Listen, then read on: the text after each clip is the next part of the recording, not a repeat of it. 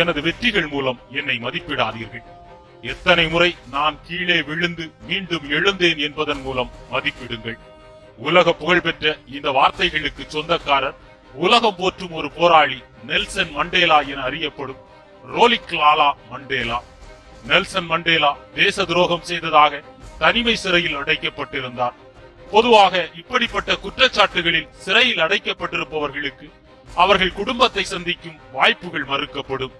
குடும்பத்தில் இருந்து வரும் தகவல்களும் அவர்களிடம் சொல்லப்படாது. மண்டேலா சிறைக்கு வந்து 5 ஆண்டுகள் ஆகியிருந்தது.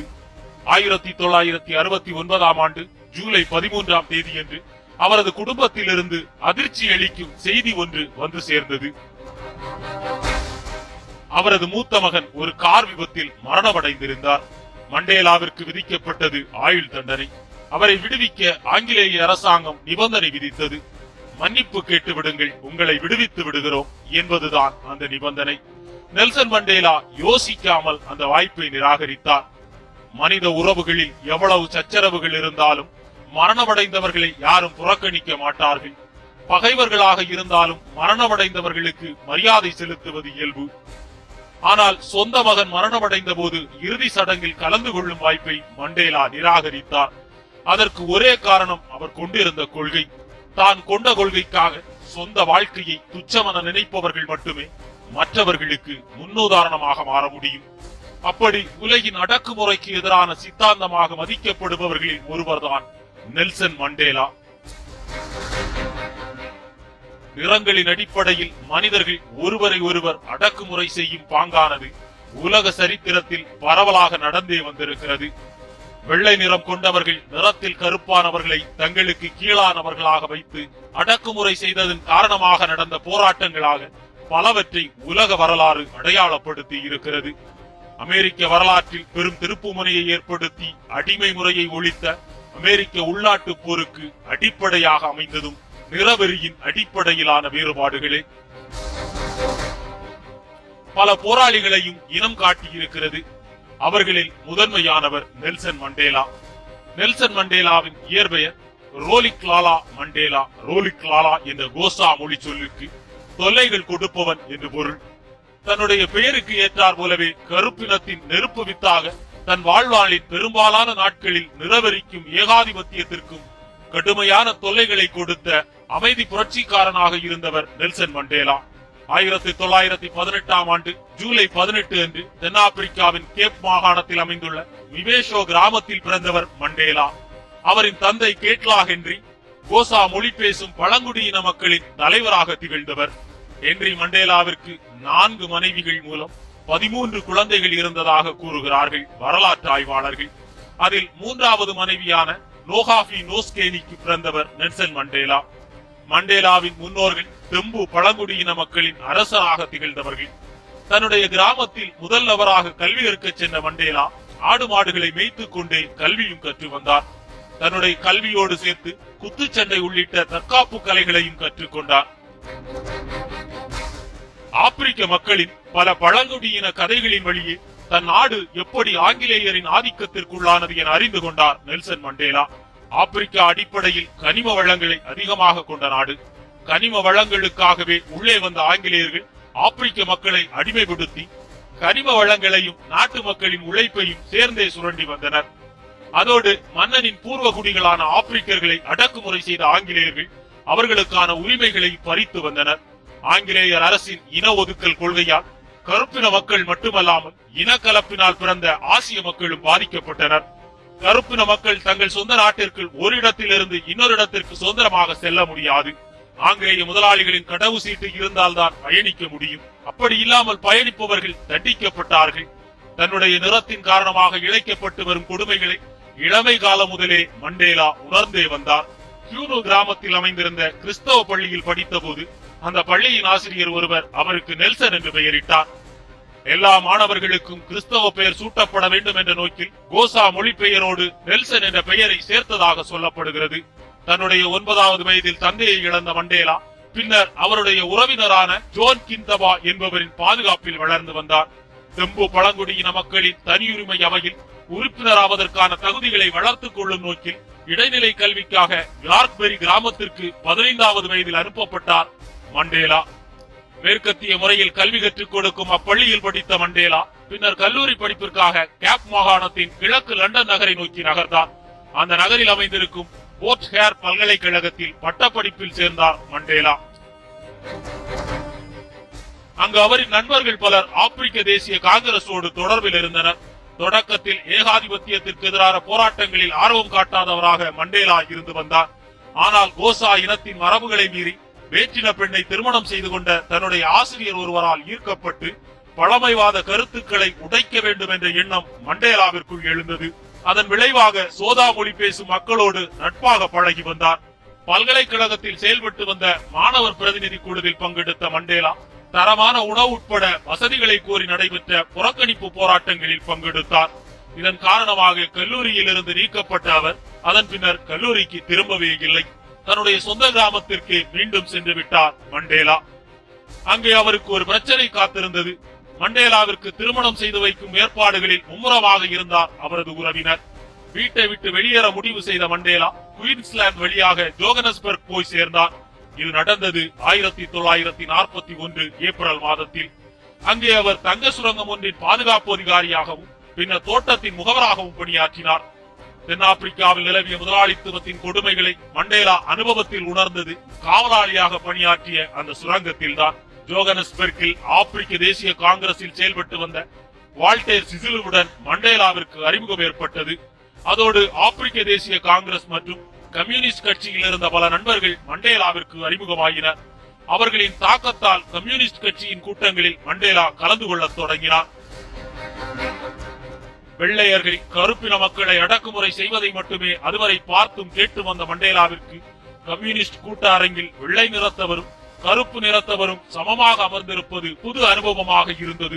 கம்யூனிஸ்ட் இயக்கத்தில் இருந்து நாட் பிராக்மன் என்ற ஆங்கிலேய இனத்தைச் சேர்ந்த நண்பர் ஒருவரும் மண்டேலாவிற்கு கிடைத்தார். ஆனால் அவரின் தீவிரமான மதப்பற்று நாத்திக கொள்கை கொண்ட கம்யூனிஸ்ட் கட்சியில் அவரை சேரவிடாமல் தடுத்தது. இன்னும் வர்க்க முரண்பாடுகளை நீக்க வேண்டும் என போராடும் கம்யூனிஸ்ட் இயக்கம் தென்னாப்பிரிக்க சமூகத்தில் மிகுந்திருந்த இனவரி குறித்து அதிகம் அக்கறை கொள்ளவில்லையோ என்ற ஐயம் மண்டேலாவிற்குள் இருந்தது. கம்யூனிஸ்ட் தத்துவங்களின் மீது ஆர்வம் இருந்தாலும் அவரை கம்யூனிஸ்ட் கட்சியில் சேரவிடாமல் தடுத்த காரணிகளில் இதுவும் ஒன்று. பாதியில் விட்ட தன்னுடைய இளங்கலை படிப்பை அஞ்சல் வழியில் தொடர்ந்த மண்டேலா ஜோகனஸ்பெர்க்கில் அமைந்திருந்த தென்னாப்பிரிக்க பல்கலைக்கழகத்தில் சட்ட படிப்பில் சேர்ந்தார்.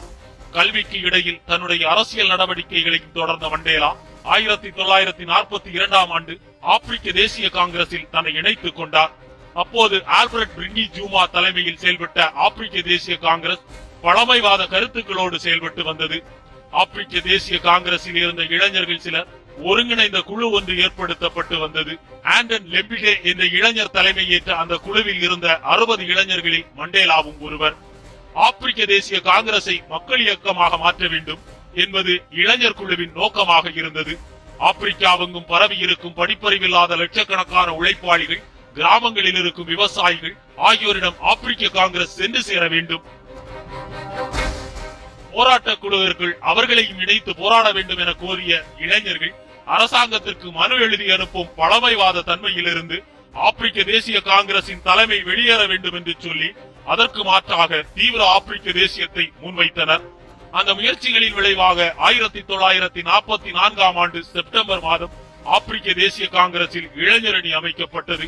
இளைஞரணியின் முன்னணியினரில் ஒருவராக திகழ்ந்த நெல்சன் மண்டேலா கடுமையாக உழைத்தார். அவரது அணுகுமுறையும் திட்டமிட்ட செயல்பாடுகளும் கட்சியில் அனைவரையும் பெரிதும் கவர்ந்தன. தன்னுடைய செயல்பாடுகளால் சகாக்களின் பாராட்டுக்களை பெற்ற மண்டேலா 1947 ஆண்டு இளைஞரணியின் செயலாளராக நியமிக்கப்பட்டார். இளைஞரணியின் செயல்பாடுகள் கட்சிக்குள் அவர்களது செல்வாக்கினை அதிகப்படுத்தியது. அவர்களுக்கும் அவர்களது தீவிர ஆப்பிரிக்க தேசியத்திற்கும் கட்சிக்குள் ஆதரவு பெருகி வந்தது. இதன் பயனாக இளைஞரணியை சேர்ந்த 2 பேர் கட்சியின் தேசிய குழுவில் இடம்பெற்றனர். 1948 ஆண்டு வெள்ளையர் நடத்திய தேர்தலில் ஆப்பிரிக்க தேசிய காங்கிரஸ் குறிப்பிடத்தக்க வெற்றிகளை பெற்றது. 1949 ஆண்டு நடந்த கட்சி மாநாட்டில் இன ஒதுக்கல் கொள்கையை எதிர்ப்பதற்கான புதிய வழிமுறைகளை இளைஞரணி முன்வைத்தது.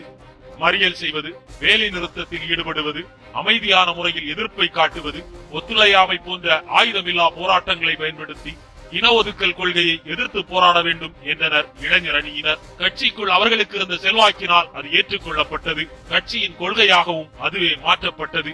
கட்சியின் கொள்கைகளை வரையறுத்த குழுவினரில் ஒருவராக நெல்சன் மண்டேலாவும் இருந்தார். தேர்ந்தெடுக்கப்பட்ட தொண்டர்களால் ஆரம்பிக்கப்படும் இந்த போராட்டம் பின்னர் மக்கள் இயக்கமாக மாறிவிட வேண்டும் என்பதே இளைஞர் அணியின் செயல் திட்டம். அதன்படி மண்டேலா நாடு முழுவதும் பயணப்பட்டார். பல்வேறு தரப்பிலான மக்களை சந்தித்து இன அடிப்படையில் நடைபெறும் ஒடுக்குமுறைகள் குறித்து பிரச்சாரம் செய்த மண்டேலா நிலத்தை மறுபங்கீடு செய்வது, தொழிற்சங்கம் அமைக்கும் உரிமைகள், கல்வி மற்றும் கலாச்சார உரிமைகள் குறித்தும் பிரச்சாரம் செய்து வந்தார். எதிர்ப்பு குரல் கொடுப்பதற்காக மக்களை திரட்டினார் மண்டேலா. அமைதியான வழியில் மக்களை போராட செய்வதே மண்டேலாவின் நோக்கமாக இருந்தது. மண்டேலா கைது செய்யப்பட்டார். அமைதியான வழியில் போராடுமாறு மக்களை திரட்டியவர்கள் கைது செய்யப்பட்டது வியப்பை ஏற்படுத்தியது. அரசாங்கத்தின் விசாரணையிலும் மண்டேலா மக்களை அமைதி வழி போராட்டத்திற்கு திரட்டியது உறுதியானது. ஆனாலும் கம்யூனிஸ்டுகளை அடக்கி ஒடுக்கும் நோக்கில் கொண்டு வரப்படும் சட்டத்தை எதிர்த்ததாக மண்டேலா மீது குற்றம் சாட்டப்பட்டு அவருக்கு சிறை தண்டனையும் வழங்கப்பட்டது. 1952 தொடங்கிய அநியாயமான சட்ட எதிர்ப்பு இயக்கம் முடிவுக்கு வந்ததை அடுத்து மண்டேலாவின் தண்டனை தளர்த்தப்பட்டது. எந்த விதமான பொதுக்கூட்டங்களிலும் கலந்து கொள்ள அவருக்கு தடை விதிக்கப்பட்டதோடு 6 மாதங்களுக்கு ஜோகனஸ்பர்க் நகரை விட்டு வெளியேறக்கூடாது என்றும் உத்தரவிடப்பட்டது. தங்களுக்கான சந்தர்ப்பங்களை உருவாக்குவதோடு மட்டுமல்லாமல் உருவாகும் சந்தர்ப்பங்களை தங்களுக்கு சாதகமாக பயன்படுத்துபவர்களையே உலக சரித்திரம் அதிகமாக நினைவில் வைத்திருக்கிறது. இந்த 6 மாத தடையை தனக்கு சாதகமாக பயன்படுத்திக் கொண்டார் மண்டேலா. தன்னுடைய சட்ட படிப்பை முடித்தார். அதோடு வழக்கறிஞராக பணிபுரிவதற்கான அனுமதியையும் பெற்றார். ஆலிவர் டாம்போ என்பவருடன் இணைந்து ஜோகனஸ்பெர்க்கில் வழக்கறிஞர் தொழிலில் ஈடுபட்டார் மண்டேலா. சட்ட எதிர்ப்பு போராட்டத்தில் ஆற்றிய பணிகளின் பயனாக ஆப்பிரிக்க தேசிய காங்கிரஸ் இளைஞரணி தலைவராக தேர்ந்தெடுக்கப்பட்டார். ஆப்பிரிக்க கலாச்சாரத்தின்படி மக்கள் சிறிதளவு நிலமேனும் வைத்திருக்க வேண்டும். மக்கள் தலைமுறையாக பாதுகாத்த நிலங்கள் இன ஒதுக்கல் காரணமாக அவர்களிடமிருந்து பறிக்கப்பட்டன. நிலம் பறிக்கப்பட்ட மக்கள் வேறு இடத்தில் தங்கியிருப்பதை காரணம் காட்டி உரிமை இல்லாத இடத்தில் தங்கியிருப்பதாக அவர்கள் மீது வழக்கு பதியப்பட்டது. நிலப்பறிப்பு தொடர்வதாகவும் உரிமை இல்லாத இடத்தில் தங்கியிருப்பது குறித்த வழக்கிலும் மக்களுக்கு உதவ வழக்கறிஞர்களின் உதவி தேவைப்பட்டது. அப்படி சட்ட உதவி தேடும் மக்களுக்கு மண்டேலாவும் டாம்பேவும் உதவி செய்தனர். அவர்களுக்கும் ஒரு பிரச்சனை நிகழ்ந்தது. அவர்களும் இன ஒதுக்கலால் பாதிக்கப்பட்டனர். அவர்களும் நகரங்களில் தங்க அனுமதிக்கப்படவில்லை. அதே போல் அவரது வழக்கறிஞர் தகுதியை பறிக்கவும் முயற்சி நடந்தது. கம்யூனிஸ்டுகளுக்கு எதிரான சட்டத்தை எதிர்த்ததால் சிறை தண்டனை பெற்றதை காரணம் காட்டி அவரது வழக்கறிஞர் தகுதியை ரத்து செய்யும்படி மனு தாக்கல் செய்யப்பட்டது. இதனை மண்டேலாவின் சக வழக்கறிஞர்களே பதிவு செய்தனர். ஆனால் அந்த மனு தள்ளுபடி செய்யப்பட்டது. மண்டேலாவின் அரசியல் நடவடிக்கைகளும் தொடர்ந்தது. ஆங்கிலேய அரசின் கல்விக் கொள்கைகளை எதிர்த்து நடத்தப்பட்ட போராட்டங்களில் முக்கிய பங்கு வகித்த மண்டேலா 1950களில் பல முக்கியமான அரசியல் நடவடிக்கைகளில் பங்கெடுத்தார். இயக்கத்தின் தலைமை பொறுப்பில் உள்ளவர்கள் எல்லா தரப்பு மக்களுடனும் தகவல் தொடர்பில் இருப்பது குறித்த எம்பிளான் மண்டேலாவால் உருவாக்கப்பட்டது. சக்தி மிக்க கிளை அமைப்புகளை நாடு முழுவதும் உருவாக்கும் நோக்கில் இத்திட்டம் உருவாக்கப்பட்டது. 1955ஆம் ஆண்டு ஆப்பிரிக்க தேசிய காங்கிரசால் சுதந்திர சாசனம் முன்மொழியப்பட்டது. அதனை மக்கள் மத்தியில் பிரபலப்படுத்தும் படியும் மண்டேலாவிடமே ஒப்படைக்கப்பட்டது. உழைக்கும் மக்களை சுரண்டுதல், உள்நாட்டுக்குள் பயணிக்க பாஸ்போர்ட், பந்துஸ்தான் திட்டம் போன்றவற்றை மண்டேலா கடுமையாக எதிர்த்து வந்தார். பந்துஸ்தான் திட்டம் என்பது மக்களை சுரண்டும் மகாசுர திட்டம் எனவும் அது ஒரு பொருளாதார அபத்தம் எனவும் மண்டேலா விமர்சித்தார். பொதுவான பல்கலைக்கழகங்களை தனிமைப்படுத்தும் முயற்சிகளால் மாணவர்களின் கல்வி உரிமை பாதிக்கப்படும் எனவும் கருப்பின மாணவர்களை படிக்க விடாமல் செய்யும் முயற்சி என கூறி மண்டேலா அதனை எதிர்த்தார். இதனால் கடுமையான அடக்குமுறைகளையும் மண்டேலா சந்திக்க நேர்ந்தது. 1950களின் இறுதியில் தென்னாப்பிரிக்காவில் ஒரு மாபெரும் தேச துரோக சதி வழக்கு நடைபெற்று வந்தது. இந்த வழக்கில் குற்றம் சாட்டப்பட்டவர்களில் மண்டேலாவும் ஒருவர். இந்த வழக்கு மண்டேலாவின் அரசியல் வாழ்க்கையையும் வழக்கறிஞர் தொழிலையும் கடுமையாக பாதித்தது. இதனால் அவர் சந்தித்த இழப்புகள் ஏராளம். 1960ஆம் ஆண்டு மார்ச் 21ஆம் தேதியன்று 69 பேரை பலிகொண்ட ஷார்ப்வில் படுகொலையின் காரணமாக ஆப்பிரிக்க தேசிய காங்கிரஸ் சட்டவிரோதமான அமைப்பு என கூறி தடை செய்யப்பட்டது. அதனையடுத்து குற்ற விசாரணையில் இருந்த மண்டேலாவிற்கு சிறை தண்டனை வழங்கப்பட்டது. 1961ஆம் ஆண்டு தென்னாப்பிரிக்கா குடியாட்சியை ஏற்றுக்கொள்ளும் சூழல் உருவானது. இதனால் தேச துரோக வழக்குகள் செயல் இழந்தன. ஆனால் ஆப்பிரிக்க தேசிய காங்கிரஸ் தடை செய்யப்பட்ட இயக்கம் என்ற நிலை நீடித்தது. இதனால் அதன் தலைவர்கள் தலைமறைவு வாழ்க்கை வாழ நேரிட்டது. இந்த தருணங்களிலெல்லாம் துணிச்சலாக செயலாற்றும் தலைவராக விளங்கினார் மண்டேலா. 1961 ஆண்டு மார்ச் மாதத்தில் ஆப்பிரிக்க தேசிய காங்கிரசின் தூண்டுதல்படி கூட்டப்பட்ட அனைத்து ஆப்பிரிக்கர் மாநாட்டில் 1400 பிரதிநிதிகள் கலந்து கொண்டனர். அதில் உரையாற்றிய மண்டேலா புதிதாக அமைய உள்ள தென்னாப்பிரிக்க குடியரசின் அரசியல் சட்ட அமைப்பு குறித்து ஆலோசிக்க அனைத்து தென்னாப்பிரிக்க பிரதிநிதிகள் கலந்து கொள்ளும் தேசிய கூட்டத்தை கூட்ட வேண்டும் என அரசை கேட்டுக் கொண்டார். அப்படி செய்ய தவறினால் குடியாட்சி துவக்க விழாவின் போது அனைத்து ஆப்பிரிக்க மக்களும் இணைந்து பொது மறியலில் ஈடுபடும்படி அறைகூவல் விடுத்தார் மண்டேலா. இந்த திட்டத்தை செயல்படுத்தும் பொருட்டு மண்டேலா உடனடியாக தலைமறைவானார். குடியாட்சி தொடக்க விழாவின் போது மறியல் நடத்தப்பட்டது. மண்டேலா எதிர்பார்த்த அளவு பெருவாரியான ஆதரவு கிடைக்கவில்லை. ஆனால் கணிசமான மக்கள் ஆதரவு அந்த போராட்டத்திற்கு கிடைத்தது. குடியாட்சியை ஏற்றுக்கொண்டாலும் இன ஒதுக்கல் கொள்கை தென்னாப்பிரிக்காவில் தொடரவே செய்தது. மண்டேலாவின் போராட்ட நடவடிக்கையால் அரசாங்கம் ஒரு நெருக்கடி நிலையை சந்தித்தது. அதிக எண்ணிக்கையிலான ராணுவ வீரர்கள் நாடெங்கும் குவிக்கப்பட்டனர். அரசின் அடக்குமுறை காரணமாக மண்டேலாவால் ஓரிடத்தில் இருந்து செயல்பட முடியாத நிலை உருவானது. தன்னுடைய இருப்பிடத்தை அடிக்கடி மாற்றிக்கொண்ட மண்டேலா மாறு வேடங்களிலும் சுற்ற ஆரம்பித்தார். சில சமயம் காரோட்டி வேடத்தில் இருக்கும் அவர் சில நேரங்களில் தொழிலாளி வேடத்தில் இருப்பார். இந்த தருணத்தில் போராட்ட வழிமுறையில் முக்கியமான மாற்றத்தை செய்ய மண்டேலாவும் மற்ற ஆப்பிரிக்க தேசிய காங்கிரஸ் தலைவர்களும் முடிவெடுத்தனர். அதுவரையில் அமைதி வழியில் போராடி வந்த இயக்கம் ஆயுத போராட்டத்திற்காக ஒரு புதிய பிரிவு ஒன்று தோற்றுவிக்கப்பட்டது. ஸ்பியர் ஆஃப் நேஷன் என்று பெயரிடப்பட்டது அந்த இயக்கத்திற்கு. தென்னாப்பிரிக்காவின் போராட்டங்களையும் சூழல்களையும் தொடர்ந்து கவனித்து வந்ததன் அடிப்படையில் மண்டேலா உள்ளிட்ட தலைவர்கள் இந்த முடிவுக்கு வந்தனர். ஆப்பிரிக்க தேசிய காங்கிரசின் அமைதி நடவடிக்கைகளை அரசு அடக்குமுறை கொண்டு ஒடுக்கி வந்தது. ஆயுத பிரிவு உருவாக்கப்படுவதற்கு அரசின் நடவடிக்கைகளே காரணம் என மண்டேலா விளக்கம் அளித்தார். தொடர்ந்து தலைமறைவாக இருந்த மண்டேலா அரசின் அனுமதி இல்லாமல் 1962 ஆண்டு நாட்டை விட்டு வெளியேறினார். அவர் ஆப்பிரிக்காவின் மற்ற நாடுகளுக்கு சுற்றுப்பயணம் சென்றார். கிழக்கு மற்றும் மத்திய ஆப்பிரிக்க நாடுகளுக்கான விடுதலை மாநாடு எத்தியோப்பியாவில் நடந்தது. இந்த மாநாட்டில் மண்டேலாவும் கலந்து கொண்டு உரையாற்றினார். இந்த மாநாட்டில் கலந்து கொண்ட மண்டேலா விடுதலை போராட்டத்திற்கு ஆயுத போராட்டம் முக்கியமானது என உணர்ந்தார். அதனால் ஸ்பியர் ஆஃப் நேஷன் அமைப்பிற்கான பயிற்சிகள் அதிகரிக்கப்பட்டன. கொரில்லா முறையில் அவர்களுக்கு பயிற்சி அளிக்கப்பட்டது. தென்னாப்பிரிக்கா திரும்பியவுடன் அரசால் கைது செய்யப்பட்டார். அரசின் அனுமதி இல்லாமல் நாட்டை விட்டு வெளியேறினார் என்பது அவர் மீதான குற்றச்சாட்டு. மற்றொரு குற்றச்சாட்டு அரசுக்கு எதிரான மறியலை தூண்டினார். இந்த குற்றச்சாட்டு மற்றும் விசாரணை ஆகியவை ஆப்பிரிக்க மக்களின் உயரிய நோக்கங்களை சிதைக்கும் முயற்சிகள் என கருதிய மண்டேலா தானே அந்த வழக்கில் வாதாட முடிவெடுத்தார். முற்றிலும் ஆங்கிலேயர்களால் நடத்தப்படும் இந்த நீதிமன்றத்தில் எந்த விதமான நீதியும் கிடைக்காது என உணர்ந்த மண்டேலா ஆங்கிலேயர்கள் மட்டும் அங்கம் பெற்றிருக்கும் நாடாளுமன்றத்தின் சட்டங்கள் தன்னை எந்த வகையிலும் கட்டுப்படுத்தாது என அறிவித்தார். இனவாதத்தை நான் வெறுக்கிறேன். கருப்பின மனிதரிடம் இருந்து தோன்றினாலும் வெள்ளையின மனிதரிடம் இருந்து தோன்றினாலும் இனவாதம் காட்டு மிராண்டித்தனமானதே என நீதிமன்றத்தில் மண்டேலா முழக்கமிட்டார். இந்த வழக்கில் மண்டேலாவிற்கு 5 ஆண்டுகள் சிறை தண்டனை விதிக்கப்பட்டது. இந்த தண்டனையை அவர் அனுபவித்துக் கொண்டிருந்த போது அவர் மீதான இன்னொரு வழக்கு விசாரணைக்கு வந்தது. ரகசியமாக நாச வேலைகளில் ஈடுபட்டதாக ரிவோனியா நியாய விசாரணை நடந்தது. இந்த வழக்கு விசாரணை நிறைவடையும் போது மண்டேலா உதிர்த்த வார்த்தைகள் பிரசித்தி பெற்றவை. நான் போற்றி வரும் ஜனநாயக ரீதியிலான சுதந்திர சமூகம் என்பது மட்டுமே எனது லட்சியம். அந்த லட்சியத்தை நான் அடைந்தே தீருவேன். அதற்காக உயிரை தியாகம் செய்யவும் நான் தயாராக இருக்கிறேன். அந்த வழக்கில் ஆயுள் தண்டனை விதிக்கப்பட்டு ராபின் தீவில் சிறை வைக்கப்பட்டார் மண்டேலா. கொடுமைகளுக்கு பெயர் பெற்ற அந்த சிறை கேப்டவுனில் இருந்து 7 கிலோமீட்டர் தூரத்தில் அமைந்துள்ளது. இந்த சிறைவாசத்தின் போது பலமுறை அதிகாரிகள் மண்டேலாவை மூளை செலவை செய்ய முனைந்தனர். போராட்டத்தில் ஈடுபடாமல் இருப்பதாக உறுதியளித்தார். விடுதலை செய்வதாக அதிகாரிகள் கூறிய போதும் அதனை திட்டவட்டமாக மறுத்தார். உச்சகட்டமாக அவர் மகன் இறந்த போதும் சிறையில் இருந்து வெளியே செல்ல மறுத்தார் மண்டேலா. சுதந்திரமான மனிதர்கள் மட்டுமே சமாதானம் பேச முடியும், சிறை கைதிகள் பேச முடியாது என்றார் மண்டேலா. 1984 ராபன் தீவில் இருந்து பால்ஸ்பூர் சிறைக்கு மாற்றப்பட்ட மண்டேலா 1988 விக்டர் வெஸ்டர் சிறைக்கு மாற்றப்பட்டார்.